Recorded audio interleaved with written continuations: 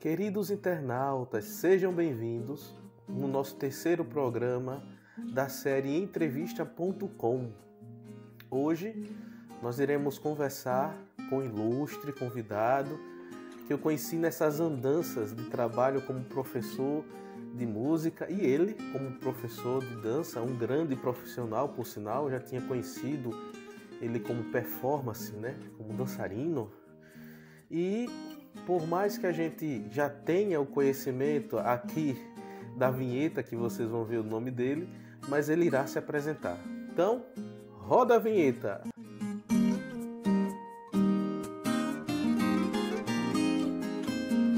Olá a todos, meu nome é Carlyle e em primeiro lugar eu quero agradecer o convite do professor Luciano para essa entrevista. Meu querido professor, seja bem-vindo, tudo bom? Vê bem, fala pra gente um pouco da sua trajetória com a dança. Em relação à minha trajetória, o que eu posso dizer? Eu vou fazer um resumo, tá certo? Porque para não ficar muito extenso. Então, passei pelo balé, cheguei a fazer jazz, isso ainda na escola, fiz flamenco e tentei o sapateado, mas acabei desistindo, e fui para dança de salão. Eu iniciei a dança de salão no tango. No caso, hoje eu já conheço os demais estilos. Então, primeiro foi o tango, então depois do tango fiz a formação em tango, por sinal, e depois dessa formação eu fui conhecer os outros estilos. Então, posso dizer que na época a kizomba, a bachata, elas não, assim, apesar de existir no país, ela não estava aqui, não estava na moda. Então a gente não conhecia, não era falada, melhor dizendo. Então, desses estilos, o último estilo que eu vim realmente aprender foi o samba. Então eu acabei aprendendo um samba assim mais suave, tá certo? Sem muito estardalhaço.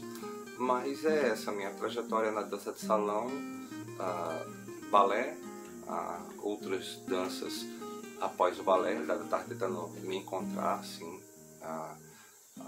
com dança, com música, com canto. Então cheguei a participar de coral em igreja, cheguei a cantar em banda.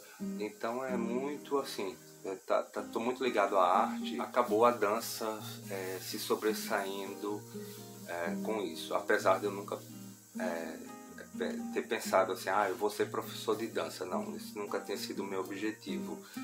Mas é legal, está sendo legal ser um professor de dança. Hoje, professor de artes, no caso, no geral. Então, eu acabei aproveitando essas várias habilidades, com a música, com o desenho, porque eu tenho. Ainda tem muito o que falar, mas não dá para tomar numa entrevista assim, tá certo? Então, é basicamente isso. Professor Carlyle, até que ponto a música pode conduzir sem atrapalhar o par, desenvolvendo assim uma boa performance? Por mais que algumas correntes contemporâneas venham afirmar que você pode dançar sem música, sim, você bota a música, mas a música ela vai ter que vir da sua cabeça. Você vai ter que estar pensando em alguma coisa. Não tem como você criar, nada, nenhum movimento sem ter uma referência. Precisa da referência. Então a música ela jamais vai atrapalhar a performance de um dançarino, de uma dupla, de um casal, o que que seja. E independente de qual seja a dança a estar sendo executada. No caso da dança de salão, é imprescindível. A gente precisa da música, tá certo? Para que a gente possa conduzir esses movimentos, sejam eles já coreografados, eles pré-coreografados ou simplesmente improvisados, tá certo? Quem conduz quem contribui na condução é a música, certo? Seja ela instrumental, seja ela cantada. Até porque, dando um exemplo do tango, nós precisamos, pelo menos eu, né, eu gosto de ter duas linhas, dançar pelo que está sendo executado instrumentalmente e também dançar pelo que está sendo cantado, porque muitas vezes a voz do cantor ou da cantora, no caso do intérprete, não acompanha a parte instrumental, então ele pode apressar, pode ficar mais lento, então a gente pode fazer essa separação, então dançar apenas pela voz do intérprete ou dançar pela parte instrumental, ou fazendo a combinação. Então eu gosto muito de trabalhar dessa forma essa questão musical. Bom, acredito que tenha respondido bem.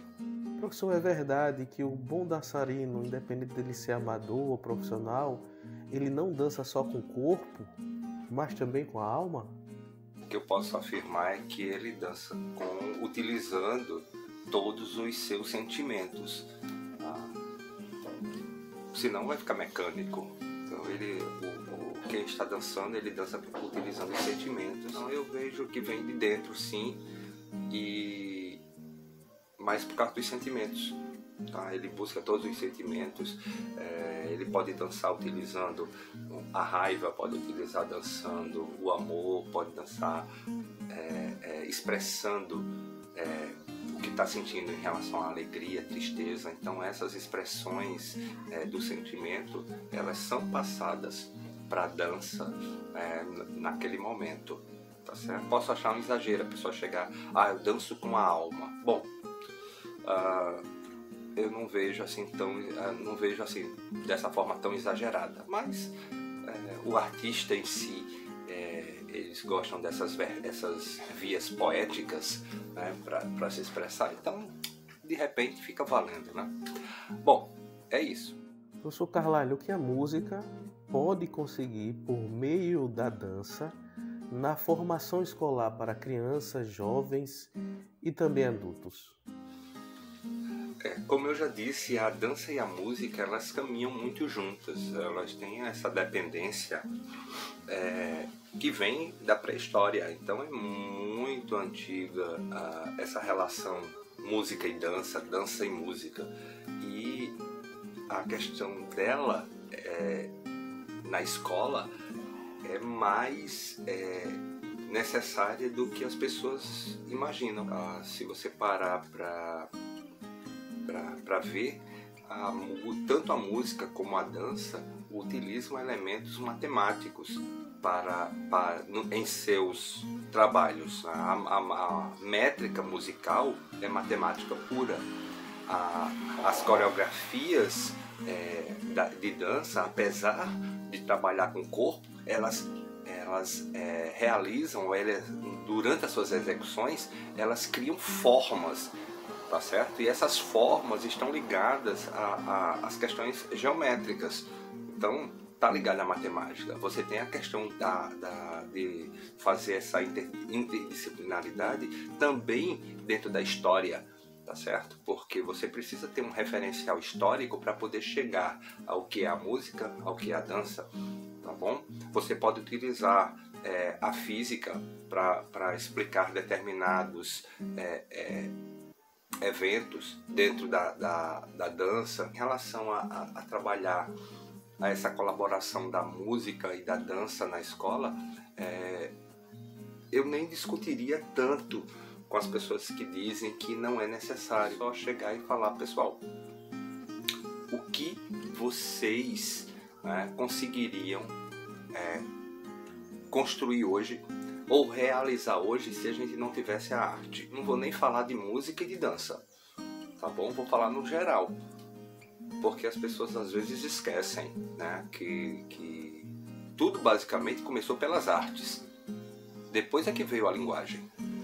Então as artes vieram primeiro, depois veio a linguagem, depois é que veio a matemática e assim foi vindo. Então a gente precisa mais da arte do que qualquer outra coisa. E às vezes as escolas negam isso, tá certo? deixam apenas a música, a dança, o teatro, as artes visuais, para uma apresentação de final de ano, para uma festividadezinha, né? Ela deixa assim de canto, de escanteio, apenas como se fosse algo pequeno, e na realidade não é. Bom, mas é isso. Professor, como a música, juntamente com a dança, ela pode desenvolver a formação de plateia? Em relação à formação de plateia, não é difícil, tá certo? Onde se toca, né, onde se existe um grupo tocando, há sim uma aglomeração de pessoas. As pessoas sempre vão parar para escutar. A mesma coisa quando tem grupos de dança. As pessoas vão parar para observar essas pessoas dançando. A grande dificuldade não está nessas duas artes se juntarem para criar uma plateia. Isso é muito fácil, tá certo? Primeiro tem que ter o querer dessas duas artes, né? Esses dois grupos se juntarem, definirem um projeto viável. E a parte mais difícil está, né, não em conseguir os materiais, som, equipamento, essas coisas. Também demanda custo, mas a parte mais difícil está na autorização e liberação de espaços públicos. Nós temos um projeto de dança, né, em espaço público, chamado Tango ao Luar, que por 3 anos consecutivos, no caso, sem ter pausa, uma vez por mês, onde as pessoas iam escutar música, tá? A mecânica, era música mecânica, e dançar. Então não é algo difícil.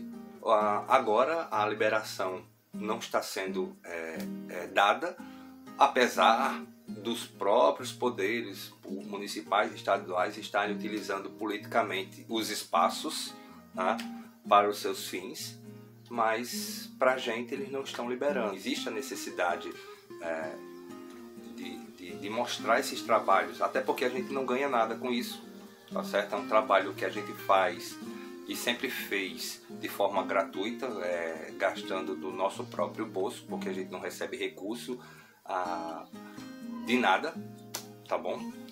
Quando a gente normalmente faz alguns projetos, esses não são aprovados, né, para que a gente receba o recurso. Vejo que não é difícil, tá certo? Juntar plateia de música e dança, porque realmente a gente precisa ter um apoio do poder público para que isso aconteça, porque como o Tango ao Luar, ele é feito no Corredor Vera Arruda, estava sendo feito no Corredor Vera Arruda, juntava gente, música e dança. O projeto do Área Azul também, o Área Azul que é feito pela Escola do Jason, também é outro espaço público feito para dança, mas assim, junta, tem muita gente que aparece para ver, acaba formando plateia, tá certo? Não deixa de formar, e só precisa de apoio e de interesse também.